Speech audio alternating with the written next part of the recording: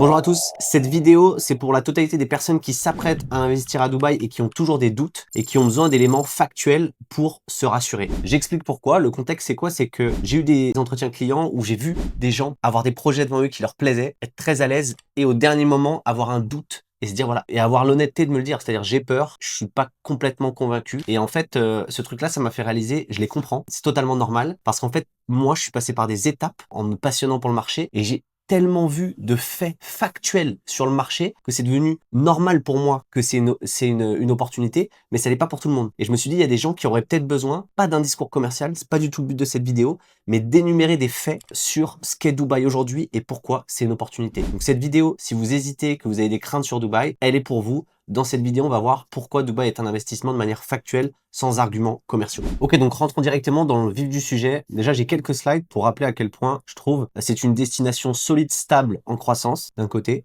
et d'un deuxième côté, qui a des avantages uniques qu'on oublie parfois. Voilà, donc factuellement déjà, ce qu'il faut avoir en tête, c'est que Dubaï, factuellement, c'est un pays qui en 20 ans a triplé son PIB. C'est un pays qui a une croissance de PIB de 5 à 7% en moyenne par an, parfois 2 à 3 fois supérieur à ce qu'on a nous en Europe.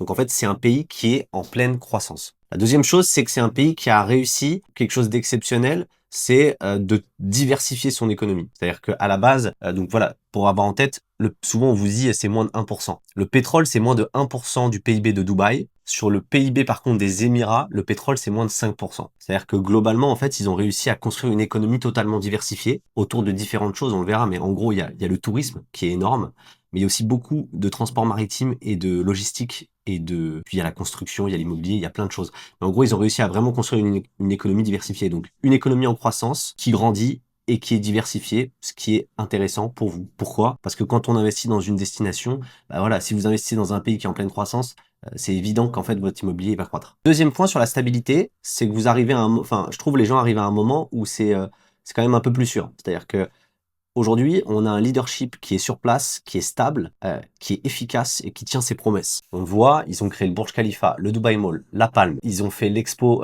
2020 Dubaï, ils ont créé un autre centre-ville. Ils ont même réussi à créer, personne s'en rend compte, mais en réalité, ils ont réussi à créer Emirates Airlines, qui est une des top airlines du monde en un temps record et avec le plus de profit dans le monde. Donc on a des gens au pouvoir qui ont une vision très claire de ce qu'ils doivent faire, qui ont des ambitions très hautes, mais qui globalement les réalisent. Okay. De l'autre côté, ce que je trouve intéressant aussi, c'est qu'on a une vision à 2040 de ce qu'ils doivent faire et qui est très claire. C'est-à-dire, en gros, ils veulent doubler leur nombre d'habitants. Donc, ils ont mis en place un agenda économique pour que ça arrive. Et ils ont compris, en fait, ils sont à l'écoute. Ils ont 80% de leur population qui n'est pas avec un passeport, qui peut partir du jour au lendemain. Du coup, ils n'ont pas le choix. Ils sont obligés d'écouter ce que les gens veulent. Et en gros, ils ont augmenté les espaces verts, parce que tout le monde le dit, il y a pas assez, c'est trop un désert. Trafic, tout ça, ça commence à être problématique. Donc voilà. Ce que je trouve intéressant pour vous, c'est on a une économie en croissance et on a un leadership qui a une vision très claire et qui exécute et on a de la visibilité dessus. C'est-à-dire qu'aujourd'hui, quelqu'un tape Vision 2040 Dubaï, il clique, il sait ce qui va se passer. Il n'y a pas beaucoup de pays dans le monde où il y a ça. Donc là, maintenant qu'on a vu qu'en fait on a une économie stable et en croissance, ce que je trouve intéressant, c'est rappeler à quel point la nature de Dubaï, sa position dans l'échiquier mondial, c'est un avantage concurrentiel unique. Je m'explique. Dubaï, en termes de vol, on est à 6 heures, 7 heures de la Chine, de l'Inde, même de l'Afrique, et on a 6 heures, 7 heures de l'Europe. Pourquoi c'est un truc de dingue? Parce qu'en fait, c'est une position unique qui fait qu'elle est capable d'attirer la totalité de ses investisseurs, et on le verra aussi, la totalité des migrations des richesses de ces pays. Ça veut dire aussi que cette zone-là dans laquelle potentiellement les gens investissent, faut avoir en tête qu'il y a 2-3 milliards de clients potentiels dessus. Voilà. Je trouve que c'est intéressant parce que c'est un avantage qu'aucune autre ville n'a dans le monde. Et c'est pour ça d'ailleurs que l'aéroport de Dubaï, je l'ai mis juste là. Il faut avoir en tête que c'est 93 millions à peu près de passagers. Voilà, Charles de Gaulle, c'est 67 millions. Charles de Gaulle, c'est un énorme aéroport. Donc, enfin, ça veut dire, en gros, c'est 50% plus quand même. C'est énorme. Donc, c'est pas seulement, on y reviendra, c'est déjà un hub de transit, mais on y reviendra aussi, c'est au centre des marchés qui vont le plus croître dans les années à venir. C'est-à-dire qu'en fait, on a l'Afrique, l'Inde et la Chine. C'est des marchés, on peut avoir la Malaisie, l'Indonésie, etc. Mais en fait, c'est situé très proche de ces marchés-là et ça capte la richesse. Donc très important. Il y a un deuxième point qui est lié à ce positionnement unique dont personne ne parle parce que je pense que personne va profondément, mais que moi j'avais étudié pour me convaincre, c'est en fait Dubaï, c'est un hub maritime de commerce mondial. En fait, on s'en rend pas compte, mais là c'est la route, c'est les routes majeures en fait que les bateaux qui transportent des containers empruntent. Dubaï, elle est directement sur cette route. Et pour vous donner un ordre d'idée, dans le top 10 des ports mondiaux, donc déjà vous allez être choqués, il y a que des ports chinois et malaisiens, mais le top 9, c'est Dubaï. Voilà. Les premiers ports européens, ils arrivent en 11e et 13e place. Ça veut dire que Dubaï, ça domine les flux commerciaux Est-Ouest et ça surpasse les géants européens. Pourquoi c'est intéressant? Parce qu'en fait, on a tendance à pas s'en rendre compte, mais ils ont un des plus gros ports mondiaux. Et ça signifie aussi une activité commerciale et des activités économiques qui se développent. Donc c'est très intéressant pour ça aussi. Donc voilà, ça c'était juste pour conclure sur, voilà, il y a le fait que c'est une économie stable, mais il y a aussi cet emplacement, pourquoi il est intéressant? Parce qu'il est unique et il a des avantages qui lui sont propres que d'autres destinations n'auront pas. Donc maintenant qu'on a vu que ça a des destinations, c'est une destination qui a en gros des avantages concurrentiels uniques et que c'est stable et que c'est en place, je trouve ce qui est intéressant de voir, c'est à quel point ça attire. Pourquoi? Parce que vous, enfin, en tant qu'investisseur, le but c'est que ça marche. Donc l'économie elle croît, mais est-ce que les gens viennent? Est-ce que les gens s'installent? Est-ce que les gens sont heureux? Est-ce que vraiment le projet marche? Parce que si ça marche, en fait, vous allez gagner de l'argent. Le premier point, c'est le tourisme. Le tourisme, c'est le nerf de la guerre pour n'importe quelle ville qui veut croître. C'est comme si vous étiez une entreprise, vous avez un site web, plus il y a de trafic sur votre site web, plus vous avez de chances de convertir en clients. Bah, Dubaï, c'est pareil. Si vous regardez cette vidéo, il y a de fortes chances soit que vous soyez venu à Dubaï, c'est presque, la plupart des gens qui investissent sont venus au moins une fois. Donc la capacité d'une ville à attirer énormément de touristes, ça fait la différence. Aujourd'hui, ça c'est le top 10 des villes les plus visitées en 2025. Donc voilà, c'est impressionnant. On voit le switch quand même mondial quand on prend du recul, que voilà, Bangkok, Hong Kong, on s'attendait à voir, moi je m'attendais parfois à voir Paris direct, et on voit Paris est en 9e place. C'est-à-dire que Dubaï aujourd'hui attire plus de touristes que Paris. Alors que Paris est une capitale touristique romantique énorme. Donc voilà. Donc Dubaï en fait dépasse Paris et s'impose dans le top 6 mondial. Et plus que ça, donc déjà en 15 ans, ça a fait x3 le nombre de touristes, mais en plus elle est en train de mettre les infrastructures en place pour passer dans le top 1. On le voit, en fait, vous vous renseignerez, ils sont en train de mettre en place un aéroport Al Maktoum qui a une capacité 2 à 3 fois supérieure à celle de DXB, donc ils sont en train de préparer les infrastructures de demain. Donc en gros, ça, c'est un point important. Pourquoi? Parce que plus de tourisme, c'est plus d'investisseurs et plus d'habitants. Le deuxième point que je trouve intéressant, c'est que faut que vous ayez en tête, c'est un peu unique, mais que c'est un marché mondial, Dubaï. Donc là, j'ai mis un peu la diversité de la population. Donc on voit qu'il y a beaucoup d'Indiens, Pakistanais, etc. Il y a aussi pas mal d'Égyptiens, de Français, d'Anglais, d'Européens, de Russes, etc. Donc il y a une diversité énorme. Et il y a une diversité énorme aussi dans les investisseurs. On voit, il y a 8% de Britanniques, il y a des Chinois, il y a des Saoudiens. Et donc, le point que je veux mettre en avant ici, c'est que ce qui est intéressant, c'est que vous avez une liquidité sur ce marché et une diversification des acheteurs qui apporte, je trouve, une vraie sécurité et un vrai intérêt. Dans n'importe quelle destination du monde, alors peut-être je me trompe, mais je pense pas que vous pourrez revendre à autant de nationalités et aussi vite que sur ce marché. Donc je trouve que c'est un point important à avoir en tête, qui est lié globalement au tourisme et à la capacité de Dubaï à attirer du monde et à son positionnement stratégique. Voilà, je veux que les gens aient en tête, les Français, on n'est même pas 3% des transactions, on n'est même pas 3-5% des expatriés, donc sur les 80%. Donc voilà, ayez en tête que le marché le marché global de Dubaï, c'est énorme. Maintenant, il y a un point qui est aussi très important, faut attirer du monde. Ce qui est intéressant aussi, c'est où les riches se déplacent. Pourquoi? Parce que tout simplement, les riches, globalement, un pays qui a tous les riches, c'est un pays qui aura la croissance, qui aura de la création d'emplois, et qui, ça veut dire qu'il fait bien son travail. Aujourd'hui, vous tapez tout simplement millionnaire, donc HN, High Net Worth Individual, et vous regardez en gros les migrations, vous tapez ça sur Internet, vous verrez les chiffres que je vous donne là.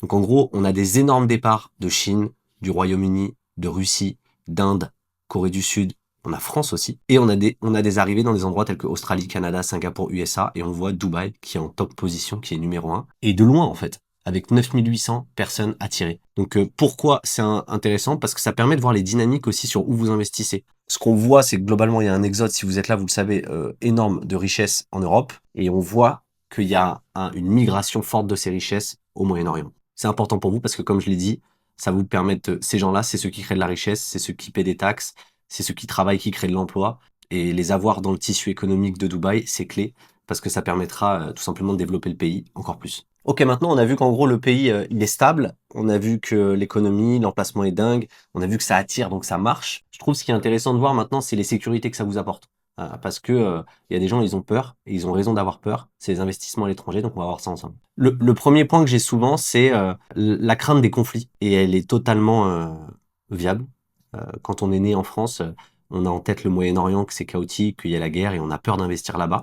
Ce qui est assez c'est factuel en fait, mais c'est assez contre-intuitif. Aujourd'hui, Dubaï s'est plutôt nourri des conflits qu'elle n'a été impactée. C'est-à-dire que là, je vous mets l'équivalent en gros, de l'évolution de l'immobilier à Dubaï. Globalement, le printemps arabe, ça n'a pas impacté Dubaï. Ce qu'on voit, c'est que le Covid, il y a eu une baisse du tourisme, mais ça a fait exploser Dubaï par la suite parce que les gens sont allés là-bas parce que justement, il n'y avait pas de restrictions. La guerre en Ukraine, elle a fait qu'il y a eu des quartiers qui ont explosé à Dubaï. Donc, sur les Russes, on peut penser à Blue Waters. Il y a des Russes qui ont acheté en masse dans des quartiers justement pour pérenniser leur argent.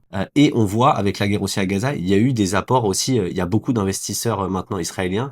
Donc les conflits globalement font que les gens recherchent un endroit où en sécurité où mettre leur argent et globalement Dubaï s'impose dans le monde comme une de ces places. Donc il n'y a pas que Dubaï, il y a la Suisse, il y a d'autres endroits comme ça, mais c'est une valeur refuge qui résiste au conflit. L'importance aussi de Dubaï là-dessus, c'est que ce que je voulais mettre en avant aussi, c'est qu'il y a une sécurité monétaire dans le sens où la monnaie est ancrée et indexée sur le dollar. Un point qui est très important aussi, c'est les gens ont peur suite à la crise qu'il y avait eu en 2008, et c'est vrai. Il y a une époque où le marché de Dubaï était très risqué, avec beaucoup de gains, mais très risqué et peu régulé. Aujourd'hui, je voulais juste rappeler un peu ce qui a été mis en place par le gouvernement pour que les gens aient en tête ce qui se passe. Déjà, il est impossible pour un client de payer sur le compte du promoteur. Il y a un compte gouvernemental lié au projet et le promoteur ne peut pas toucher cet argent tant qu'il n'a pas avancé sur le projet. C'est-à-dire qu'en fait, concrètement, vous allez mettre 20-30% de la somme et le promoteur, il pourra toucher cette somme que quand il aura avancé 20-30% du chantier et que le gouvernement sera passé sur le chantier pour vérifier. Voilà. Votre argent, déjà, ça, c'est une première sécurité. Ça peut pas partir, les promoteurs peuvent pas partir avec la caisse. Deuxième chose, c'est que les promoteurs, avant, ils pouvaient faire des projets et lever de la dette. C'est-à-dire, j'arrive, tout simplement un plot et je ponds un PDF, je le vends, je fais un prêt sur le truc et en gros, je fais un prêt sur le plot et j'essaie de vendre. Donc, c'était un peu spéculatif. Aujourd'hui, si les gens n'ont pas 30, 40, 50% des fonds dispo pour faire le projet n'est pas accepté. Donc déjà, ça réduit énormément la restriction et ça assainit énormément le marché sur les promoteurs. La deuxième chose, c'est sur les acheteurs. À une époque, les acheteurs, ce qu'ils faisaient, c'est qu'ils achetaient du off-plan et ils pouvaient revendre potentiellement 6 mois, 12 mois après. Et il y en a même qui pouvaient faire des prêts dessus. Aujourd'hui, c'est impossible. Voilà. Aujourd'hui, vous ne pouvez pas revendre, alors, sauf exception, mais souvent c'est sans avoir mis au moins 50% de la somme, et vous ne pouvez plus faire de prêt. Donc pareil, tout ça, ça évite énormément la spéculation. Voilà. Et depuis aussi, le marché est devenu très transparent, c'est-à-dire que vous aujourd'hui, vous pouvez voir, il y a très peu de destinations comme ça dans le monde. Vous pouvez aller sur DXB Interact ou Dubai Land Department, c'est DLD. Vous pouvez extraire la totalité des loyers, des transactions sur n'importe quel building et voir tout ce qui s'est passé. Vous pouvez même cliquer sur une unité que vous allez acheter et voir à combien elle avait été achetée, à quelle époque. Donc, il y a une transparence monstrueuse sur le marché. Donc voilà, le marché aujourd'hui, il est régulé et il est digitalisé. Et ça, c'est une réelle sécurité pour vous, il faut que vous le sachiez. Un dernier point qui fait peur à beaucoup de gens et que je comprends totalement, c'est l'oversupply. Le fait ça construit trop vite, voilà. Le pays a une telle croissance qu'en fait, ça fait une crainte qu'il y aura trop, qu'il va y avoir une crise, que ça va s'effondrer. Ce que je voulais rappeler, c'est deux choses. Un, le gouvernement n'a aucun intérêt à ce que ça arrive, mais vraiment pas. Sachez que le jour où c'est arrivé, Abu Dhabi, qui a un fonds souverain énorme, il a renfloué toutes les caisses pour pas que ça s'écroule. Voilà, déjà vous avez cette sécurité, mais dans l'idée, ils n'ont aucun intérêt à faire ça. C'est pas leur intérêt. Le but, c'est que ça se passe bien. Et ce que je trouve intéressant de rappeler, c'est que dans le top 10 des promoteurs en 2025 qui ont fait des ventes, donc on voit Emaar, Aldar, Nakhil, Miras, enfin voilà, je vous ai mis en vert ceux qui sont gouvernementaux ou semi-gouvernementaux. Il faut que vous ayez en tête que c'est presque 62% du top 10. Voilà. Donc le gouvernement, il a la possibilité d'appuyer ou de reculer sur la pédale, et on le voit. Il y a des moments où il met des énormes accélérations, il voit que ça prend, il se dit ok, c'est bon, on fait les annonces, on va faire la Creek Tower, on va faire par exemple sur Dubai Creek Harbor, on va faire le mall, etc. Et il y a des moments, ils étaient censés mettre en place un projet, hop, ils ralentissent. Donc je trouve que là-dessus c'est très intelligent. Il faut que vous ayez en tête que le marché il est équilibré aussi. Donc il est régulé et il est équilibré par un gouvernement qui fait attention. Donc voilà, là on a vu en gros que Dubaï, économie stable, en croissance, positionnement unique. On a vu que globalement Dubaï, ça attire, ça marche et ça attire pas n'importe qui. On a vu que c'est régulé et que ça se sécurise. Et maintenant on va voir pourquoi je trouve c'est une opportunité historique. En fait, le premier point, c'est il y a un peu les trois wagons de l'investissement. Donc imaginez-vous là que c'est des wagons. Le wagon d'avant, il y a beaucoup de gens qui sont nostalgiques, mais le wagon d'avant, je sais même pas si moi j'aurais investi parce que, alors il y avait des énormes gains à faire, mais c'était extrêmement risqué. Faut avoir en tête qu'il n'y a rien qui a été construit, c'était une micro-ville parmi tant d'autres, comme il y en a plein maintenant qui se développent au Moyen-Orient ou des destinations avec même pas 1 million d'habitants. Et du coup, globalement, c'était peu d'infrastructures, un cadre légal pas encore établi, beaucoup d'investisseurs spéculatifs, donc beaucoup de gains potentiels, mais énormément de risques. Le wagon de demain, c'est-à-dire de 2030, 2040, etc., ce sera quoi? Ce sera un marché où il y a 7 millions d'habitants, qui est très stable, très mûr, et où en gros on a moins de gains, par contre on sécurise notre argent. Et le marché d'aujourd'hui, le moment où vous arrivez, je trouve c'est un moment idéal, parce que c'est un moment où en gros vous avez la sécurité, parce qu'il y a la totalité des infrastructures qui ont été mises en place, vous avez une population à 4 millions d'habitants, vous avez globalement une régulation qui vous protège, et en plus de ça, vous avez le plan de vision 2040 qui vous montre, c'est-à-dire qui vous montre le potentiel de croissance à venir. On est à un moment, on verra, où le prix, il reste encore franchement cohérent, sur par square feet, en tout cas par rapport au capital du même calibre.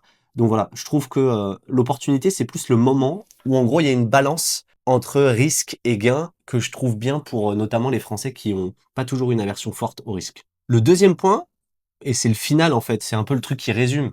C'est un peu, faut regarder Dubaï, un peu comme vous regardiez des actions où vous investissez en bourse. Le but, c'est de voir, ok, c'est quoi l'entreprise qui surperforme le marché et qui est pas cotée aussi cher que les autres. Un peu comme si vous investissiez dans Apple au début, quoi. Ce que je trouve intéressant, c'est qu'il y a un classement qui s'appelle le Global Power City Index. Donc vous pouvez aller sur Internet et le taper, vous le verrez. C'est un classement complet en fait qui prend plein de critères tels que l'économie, la recherche et développement, la culture, l'habitabilité, l'environnement, l'accessibilité, pour voir en gros le top des villes. D'ailleurs, on verra, les capitales européennes ont des très bonnes places dedans, parce que même si au final on voit que l'Europe est en décroissance, les infrastructures et tout ce qui est en place, c'est exceptionnel quand même, depuis le temps. Voilà, on a le top 10. Dubaï est 8e. Et par contre, ce que j'ai fait, c'est que je suis allé voir tout simplement le prix au mètre carré moyen en dollars sur ces zones.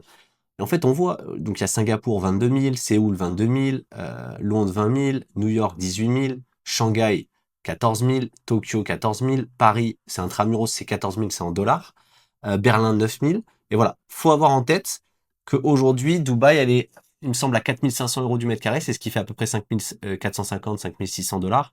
Donc voilà, ce que je trouve intéressant, c'est ça l'opportunité.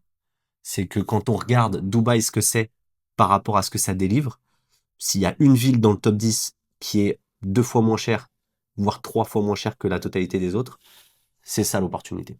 Voilà, j'espère que cette vidéo vous a aidé.